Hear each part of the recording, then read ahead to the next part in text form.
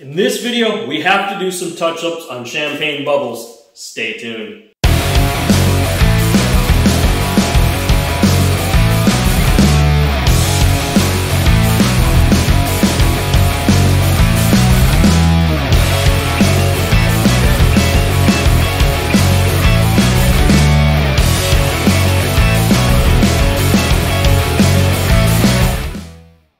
Welcome back and/or to the channel. Today we have to do some touch-ups on champagne bubbles. My wife got a few door dings while she was sitting at work. Unfortunately, it happens. Some people don't take care of their cars like they should, or they mistreat it with other people's vehicles. So we have to do some touch-ups. There's two door dings, and then there was one spot on the rear hatch that had a few scratches from the garage door. Nothing too major. It was just when we went to open up the door, it went up all the way and it caught the center set of the latches right there. So we have to do some touch-ups there. Not a big deal. That didn't even scratch really through the clear coat. I probably could buff those out, but I will use the pen tool anyway, just to make it a little bit easier. Now, I did go to Kia and get the actual pen that's for this car. And the reason you want to try to do that is then you know that the color is going to match because they have the paint code. When you go to auto parts stores and you go to buy paint sticks, sometimes the colors are not quite right because they had to pull a color out when they brought the quantity down. And when you're going to buy touch-up paint from an auto parts store, make sure that if they're custom mixing it for you, tell them not to pull any colors out. Tell them to cut it down as far as they can without pulling colors out. Sometimes that means you wind up with a can.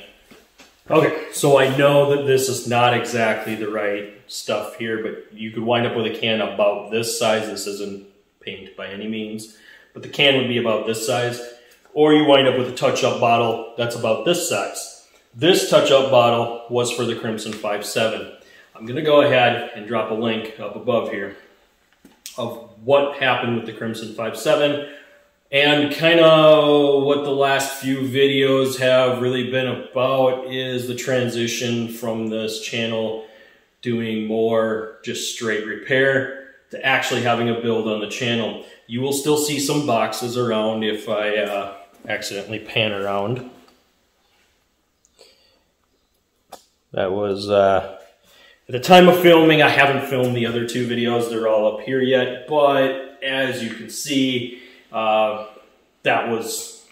this is happening kind of behind the scenes for you guys here. But we have actually transitioned now to doing a build on the channel, and our Silver Swine is going to be our build. So that is very, very good news. It is a family vehicle that I really didn't want to get rid of. I wanted to either downgrade it to replace the two-wheel drive tank, or I wanted it to be kind of kept to where I don't drive very many miles on it. But if I'm going to do that, I might as well turn it into my build. It might as well be a vehicle that my wife and I can just take out on the weekends and enjoy, and I can use it to move around town when my other vehicle sits at work. The other reason I didn't want the Toyota at work, or the Silver Swine, is it's a very dusty environment there. It's a gravel driveway, so I didn't want to have it sitting out in all that dust. The dust could build up underneath certain panels and eventually cause rust. So I don't care about rust on the two-wheel drive tank. It's already so rusty, there's nothing I can do with it other than a complete frame off, and that truck is not worth a frame off, so it's gonna drive it until it doesn't drive no more. And that's why we have it on the channel. And we've actually had a chance to do some projects that either nearly totaled it out, or were so frustrated that it almost got itself totaled out. If I get a chance, I'm going to slide the coolant temp sensor video in the tag up above. That one was a very good one that showed how you need to have a quality scan tool in order to find problems with vehicles. Because if you can't do a live data pull, sometimes you can't find those hidden issues that may make it to be hard starting or have issues to where you just can't see it because you're not able to get a proper read. we actually noticed that there was 3 sensors that were in need of replacement on that truck. One of them was the throttle position sensor. It couldn't read where the position of the throttle was properly. And that also had something to do with probably some of the hard starting, because it was pulling voltage even when you weren't touching the pedal. A very small amount, yes, but it's enough to think that the computer has to give fuel.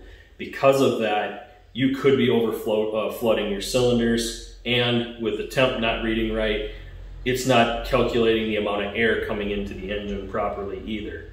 So those 2 things led to a lot of issues. But enough with that, let's get back to what we're really after today.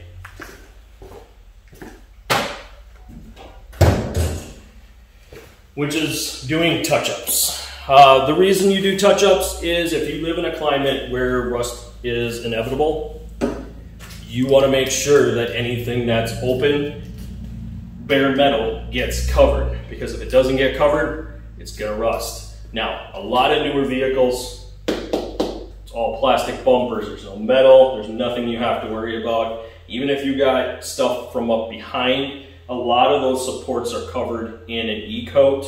As long as the E-coat doesn't get rubbed off, it will protect. But a lot of cars are still remaining with steel hoods, mild steel fenders. Some of them have switched to plastic though. Your doors are usually steel. Your roof is always steel. This is a safety thing, why they won't switch this out to anything other than steel. A lot of your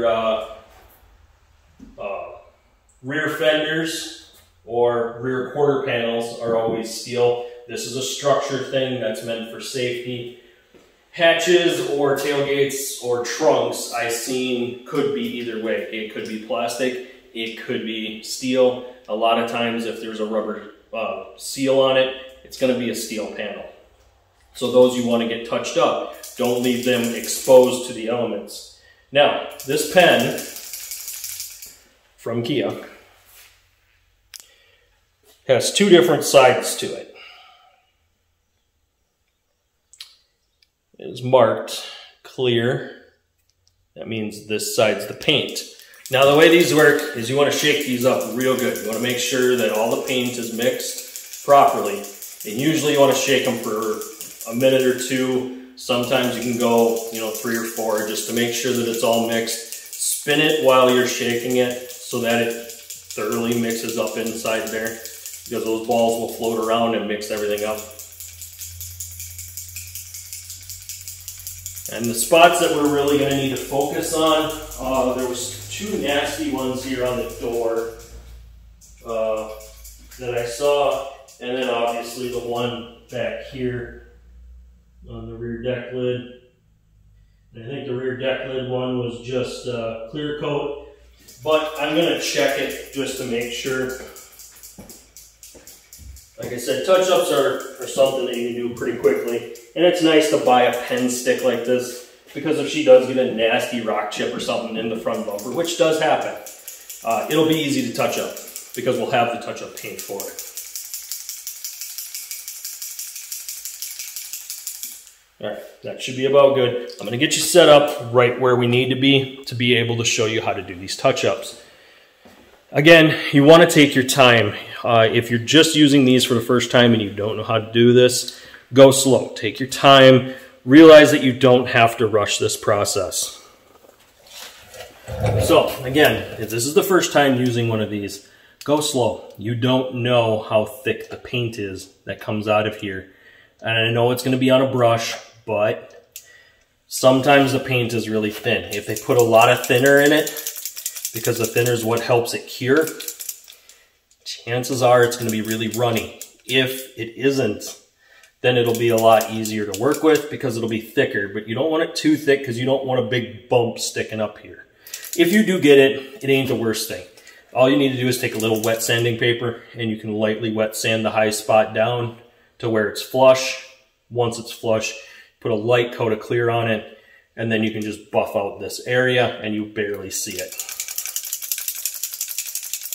But these are some pretty nasty ones. One of them goes all the way down to bare metal. I mean, this one is just nasty. The rest of these look like they could just be clear coat chips except for the one spot here. I'll try to get you in so you can see it.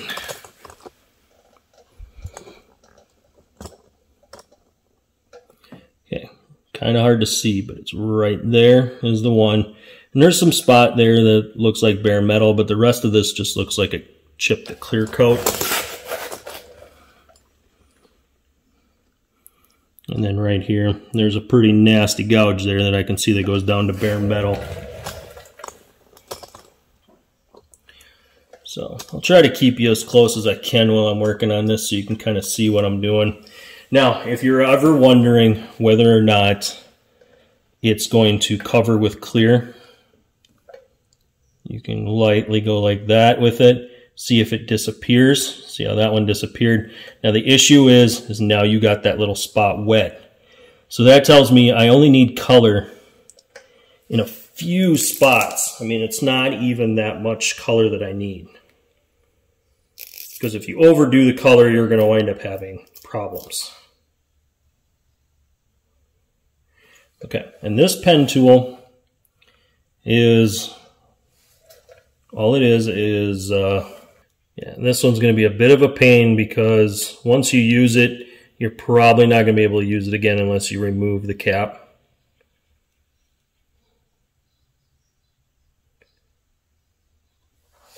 Because you have to get the paint down into the pen.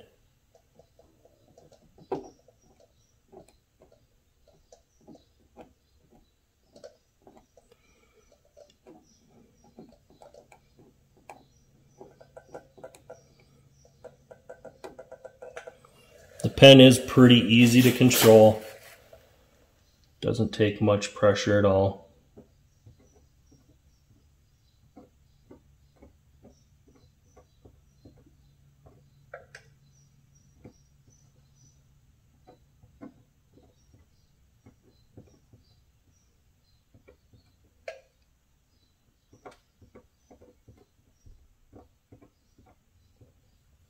What I'm trying to do is pen it in there really well to where I know that it's covering everything like it's supposed to. Now you're not going to be able to fill in scratches, but you can get that paint to cover.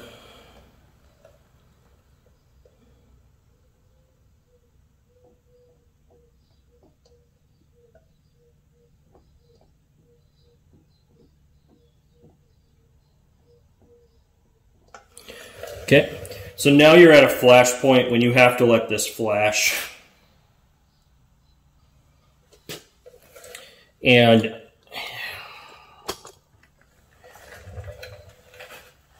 some people are going to be really experienced with this, some people are not. And I want you to have the knowledge to be able to do this properly. When you do this, you either have to do this in coats, or you have to allow flash time before you can go do anything else with this panel because it has to flash. If it doesn't flash to where it's dry to the touch, you can't put the clear side on. Now we can look at the clear and see the clear is a pen as well. So once you put this on, it's pretty much done. This pen is not going to be able to be used again. It's going to dry out, and once it dries out, you're not going to be able to use this. We can try to suck out some of the color in the pen to where it will hopefully work next time, but a lot of times you want to save this style for when you know you have some bad scratches and it's going to take you a while to touch a bunch up, because once you've opened this and gotten everything down into the tips, you're going to have to use it or use it up because there isn't going to be much left. Unfortunately, we don't have a lot of nicks on this car. It is a brand new car, so there isn't too much that we have to really correct as far as the paint goes. But what we did have to correct, we did need the proper color. This color is a pain, and I don't always trust pearl colors to having the paint mixed, because if somebody doesn't really have an attention to detail and it really takes their time with it, all it takes is one little slip up of one color out of probably 4 or 5 that are in this color, and you won't have a proper match. That's why it's just better to suck it up and buy one of these paint sticks. I think they were like 30 or 40 bucks. They're not cheap, but you know you have the right color. And if it comes down to it and we know we have a lot left, I can always go ahead and cut the tip off of this, get this stuff out, pour it into a touch-up bottle or something like that. I'm not going to waste my time with the clear side because clear is clear. I can use clear from any of the touch-up bottles that I can get. Usually the new touch-up bottles have brushes, so you'd spin the one end off and it'll have the paint. You spin the bottom and the bottom has its own like a brush or a foam brush that you can spread out the clear so that it blends out a little evenly. Once you go ahead and touch this up with the clear and you bring it up to level, that's when you would come back and kind of wet sand this out to be flat and you could buff it out. You're still going to notice like the little rings of where it is, but now you don't have bare metal. The bare metal would have been really bad, especially right here, because in the wintertime you get a lot of salt kick up, and that gets into our next video.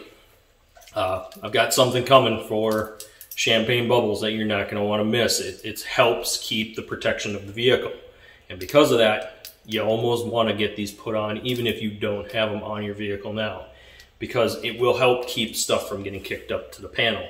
But any bare metal, especially on a door panel, front door panel, fender, rear door panels, you're going to have issues where if you live in a salty climate where they're using salt, or you live in an area near a beach where there's a lot of salt water being sprayed all over, you're going to have rust. You're going to have issues where that rust will eat into anything bare metal.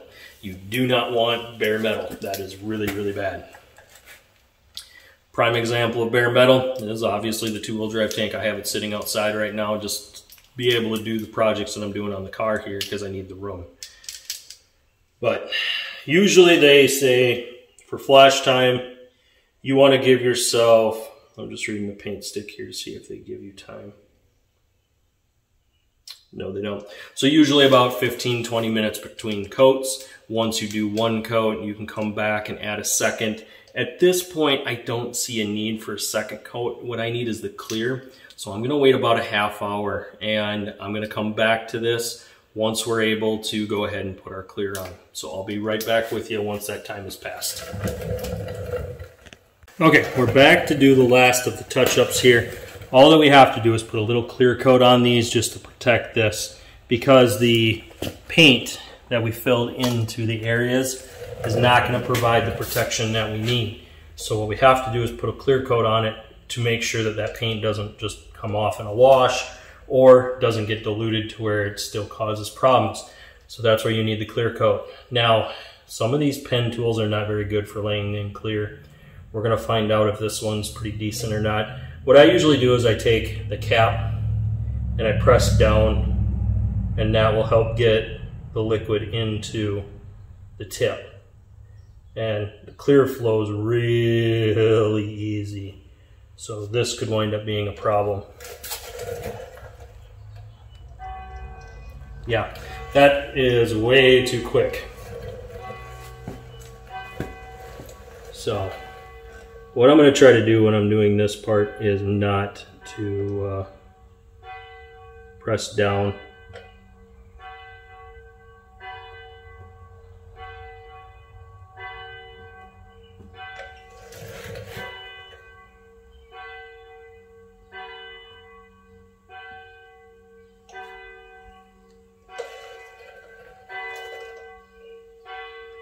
Okay, it's a little hazy and it doesn't spread very smoothly. I'm going to opt to switch out here. I'm not going to use this clear. I don't like it.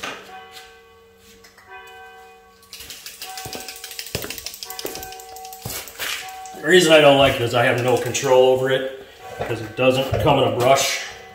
So I'm going to opt for this option instead.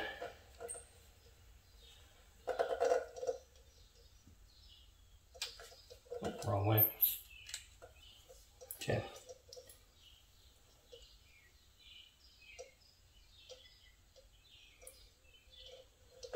This is Duplicolors clear, and it comes in that, like I said, the two different brush formula here.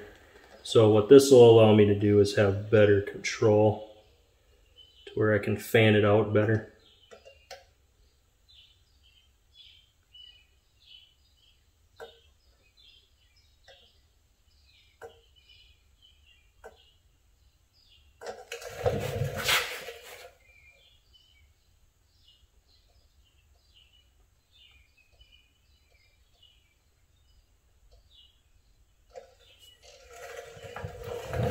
Okay, so after adding the clear, you do notice a little bit of spotting right where you put it. I'm wondering if I can pick that up on camera.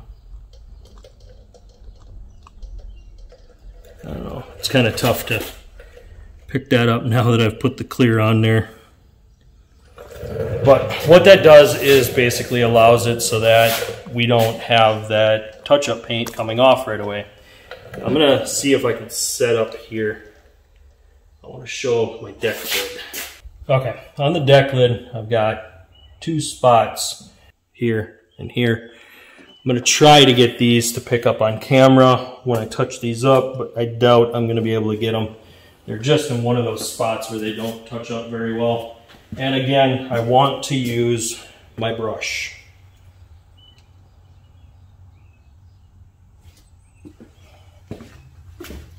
So the pen tool that you get from the dealer, the clear is horrible. Avoid using the clear because it does make a mess out of everything.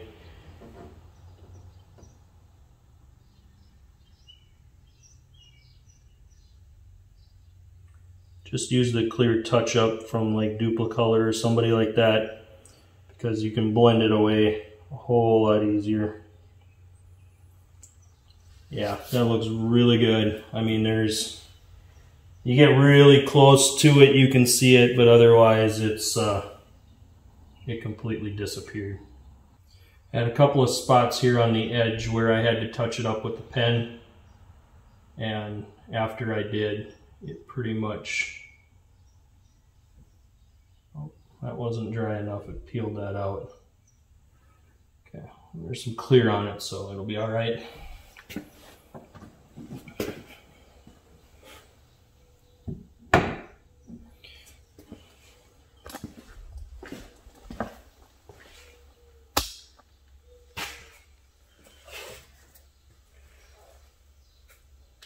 So, verdict on the dealer pen. Works great for color matching the vehicle. Perfect.